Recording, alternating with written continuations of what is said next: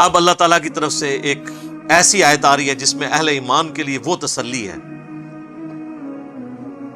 کہ اس لیول کی تسلی اور کوئی نہیں ہے. سورہ آل عمران کی آیت نمبر 169.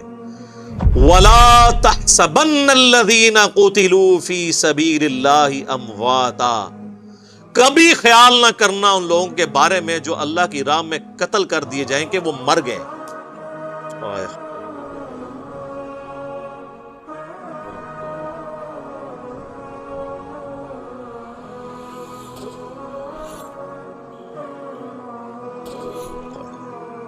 حالانکہ مر چکے ہیں، کیونکہ اللہ کہہ رہا ہے وہ قتل ہوئے ہیں، تو قتل ہوئے تو مر تو گئے، لیکن نہیں، وہ دنیا سے مرے ہیں.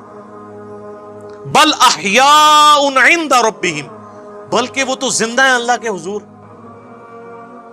یرزقون، اور ایسے زندہ ہیں کہ اللہ نے ان کو نعمتیں بھی دی ہوئی ہیں، رزق بھی دیا ہوا ہے. یہی ٹاپک جو ہے وہ سورۃ البقرہ میں بھی آیا ہے. وَلَا تَقُولُوا لِمَن يُقْتَلُ فِي سَبِيلِ اللَّهِ أَمْوَاتٌ، مت کہا کرو ان کو جو اللہ کی راہ میں قتل کر دیے جائیں کہ یہ مردہ ہیں، بلکہ وہ تو زندہ ہیں، لیکن تمہیں وَلَٰكِن لَا تَشْعُرُونَ، تمہیں ان کی زندگی کا شعور نہیں ہے. ظاہر ہے اس دنیا والی زندگی تو نہیں ہے نا. اس دنیا کی زندگی میں تو آپ کو سانس لینا پڑتا ہے، آخرت کی زندگی میں سانس نہیں ہے. اس دنیا کی زندگی میں تو آپ کو دنیا کا مال کھانا پڑتا ہے اور پھر آپ کو ٹوائلٹ کی ضرورت پڑتی ہے. آخرت کی زندگی میں یہ نہیں ہے. تو جن لوگوں نے کہا نا شہید زندہ، لہذا آپ جو شہید ہوئے ہیں ان سے آپ مانگ سکتے ہیں جا کے قبروں پہ جا کے، تو اللہ نے تو پہلے ہی منع کر دیا، تمہیں ان کی زندگی کا شعور ہی نہیں ہے. ان کو دنیاوی زندگی کے اوپر تو قیاس نہ کرو. اگر کوئی کہتا ہے یہ دنیاوی زندگی ہے، مجھے بتائیں دنیا میں کوئی زندہ بندہ اپنی شلوار اتارنے دیتا ہے کسی کو؟ تو آپ بڑے سے بڑا کوئی بزرگ ہو، ایون انبیاء کرام بھی جب فوت ہوئے ہیں ان کو بھی غسل دیا گیا، صرف ایک احترام ان کے ساتھ ہوا کہ ان کے کپڑے نہیں اتارے گئے.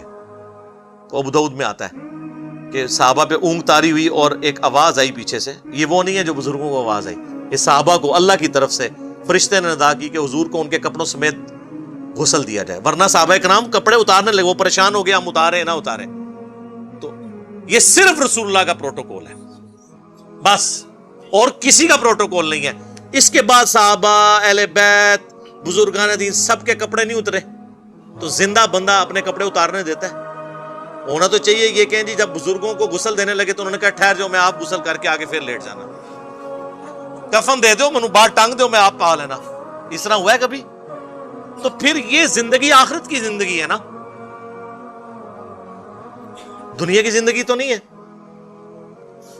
فرحین بما آتاہم اللہ، وہ بڑے خوش ہیں ان نعمتوں میں جو اللہ نے ان کو دی ہے، من فضلی، اپنے فضل سے. وَيَسْتَبْشِرُونَ بِالَّذِينَ لَمْ يَلْحَقُوا بِهِمْ، اور وہ خوش ہو رہے ہیں جنت میں بیٹھے بیٹھے ان لوگوں کے بارے میں بھی جو ان کو ابھی مر کے نہیں ملے. بھئی جو دنیا میں زندہ ہیں ان کے بارے میں جنتی کیوں خوش ہو رہے ہیں؟ من خلفہم، جن کو وہ پیچھے چھوڑ آئے ہوئے ہیں. اللہ خوف علیہم ولا هم يحزنون، کہ نہیں ہے ان کو کوئی خوف اور نہ وہ غمگین ہوں گے. اچھا جنت میں ان کے بارے میں کیوں خوش ہو رہے ہیں جو دنیا میں؟ اس لیے کہ وہ جنت میں پہنچ کے انہوں نے اینڈ رزلٹ دیکھ لیا ہے، اور وہ یہ خوش ہے کہ ہمارے ساتھیوں نے جو رسول اللہ پر ایمان لائے تھے نا، ہم نے تو آگے واقعی جنت دیکھ لی ہے، انہوں نے تو ایمان بالغیب لے کے آئے تھے، تو ہمیں خوشی ہے کہ ہمارے وہ دوست بھی جنت میں ہی پہنچ جائیں گے، اس لیے خوش ہو رہے ہیں ان کے اوپر.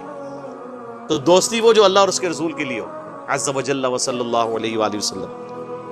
یستبشرون بنعمت من اللہ وفضل، خوش ہو رہے ہیں وہ جنت میں اللہ کی نعمتوں پر اور اس کے فضل پر. وَأَنَّ اللَّهَ لَا يُضِيعُ أَجْرَ الْمُؤْمِنِينَ، اور اس پر کہ اللہ تعالیٰ کبھی ضائع نہیں کرے گا اہل ایمان کا اجر.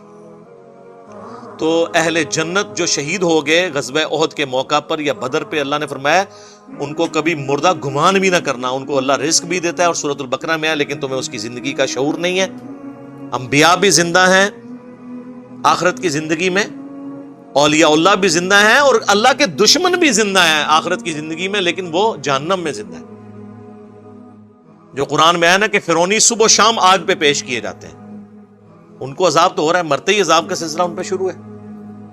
اس آیت کے کانٹیکسٹ میں صحیح مسلم میں ایک حدیث ہے، اسی آیت کے کانٹیکسٹ میں کہ ان کو گمان نہ کرنا جو مر جائیں اللہ کی راہ میں کہ وہ مر گئے، وہ اللہ کے حضور زندہ ہیں، ان کو رزق دیا جاتا ہے۔ تو حضور سے جب پوچھا کہ یا رسول اللہ یہ کس طرح کی زندگی ہے، تو آپ نے فرمایا کہ اللہ تعالیٰ اہل جنت کو وہاں پر یعنی ان کی روحوں کو پرندوں میں ڈال دیتا ہے اور وہ جنت میں اڑتے پھرتے ہیں، سبز پرندے، اور وہ شام کے وقت آ کے عرش کے نیچے جو اللہ کی قندیلیں ہیں نا ان پہ آ کے بیٹھ جاتے ہیں۔ تو اللہ تعالیٰ ان سے پوچھتا ہے ہاں جی کوئی نعمت چاہیے؟ وہ کہتے ہیں یا اللہ تو نے اتنا کچھ ہمیں دیا ہے، ہمیں تو کسی نعمت کی ضرورت ہی نہیں ہے۔ تو جب اللہ تعالیٰ بار بار اصرار کرتا ہے نا تو وہ پھر ایک نعمت کہتے ہیں کہ یا اللہ تو ہمیں دنیا میں دوبارہ بھیج دے، ہم دوبارہ تیری راہ میں قتل ہوں اور پھر شہید ہو کے تیرے پاس پہنچے۔ تو اللہ فرماتا ہے کہ یہ وہ نعمت ہے، یہ میں تمہیں نہیں دوں گا، کیونکہ جو میرا یہ قانون ہے کہ جو ایک دفعہ دنیا سے آ گیا وہ واپس نہیں جا سکتا۔ ہاں عبد القادر جیلانی کی تھی روح کھول لین اللہ گل ہے، کہانیاں، یہ مسلم شریف ہے، مولانا شریف نہیں۔ اللہ فرمائے گا یہ تو میرا رول ہے کہ جو مر کے میرے پاس آیا وہ دوبارہ نہیں آ سکتا، اس کے علاوہ کچھ اور مانگنا ہے تو مانگ لو۔ تو کہتے ہیں اللہ تو نے ہمیں سب کچھ دیا۔ اسی کو سپورٹیو ایک اور حدیث ہے صحیح مسلم میں کہ اللہ کے محبوب علیہ السلام فرماتے ہیں کہ قیامت والے دن جنت میں پہنچنے کے بعد کوئی شخص دنیا میں آنے کی تمنا نہیں کرے گا سوائے وہ شخص جو دنیا میں شہید ہوا وہ تمنا کرے گا کہ کاش میں دنیا میں دوبارہ جا کے اللہ کی راہ میں قتل ہو جاؤں۔ اور اسی کانٹیکسٹ میں بخاری مسلم کی حدیث ہے کہ میری خواہش ہے میں اللہ کی راہ میں قتل کیا جاؤں، پھر زندہ کیا جاؤں، پھر قتل کیا جاؤں، پھر زندہ کیا جاؤں، پھر قتل کیا جاؤں، پھر زندہ کیا جاؤں، پھر قتل کیا جاؤں۔ یہ حضور کی خواہش۔ صحیح مسلم میں حدیث ہے جو شہادت کی تمنا کے بغیر مرا وہ منافقت میں مرا۔ اور مسلم شریف میں ایک حدیث ہے جس کے دل میں شہادت کی تمنا ہوئی اسے اپنے بستر پہ بھی موت آئی نہ عام حالت میں بیماری سے، اللہ اس کو شہید لکھ دے گا۔ سبحان اللہ وبحمدہ سبحان اللہ العظیم۔ اللہ تعالیٰ سے دعا ہے جو حق بات میں نے کہی اللہ تعالیٰ ہمارے دلوں میں راسخ فرمائے، اگر جذبات میں میرے منہ سے کوئی غلط بات نکل گئی تو اللہ تعالیٰ ہمارے دلوں ہی سے معاف کر دے، ہمیں کتاب و سنت کی تعلیمات پر عمل کر کے دوسرے بھائیوں تک پہنچانے کی توفیق عطا فرمائے۔ سبحانک اللہم وبحمدک اشہد ان لا الہ الا انت استغفرک واتوب الیک وما علینا الا البلاغ المبین۔ جزاکم اللہ خیرا۔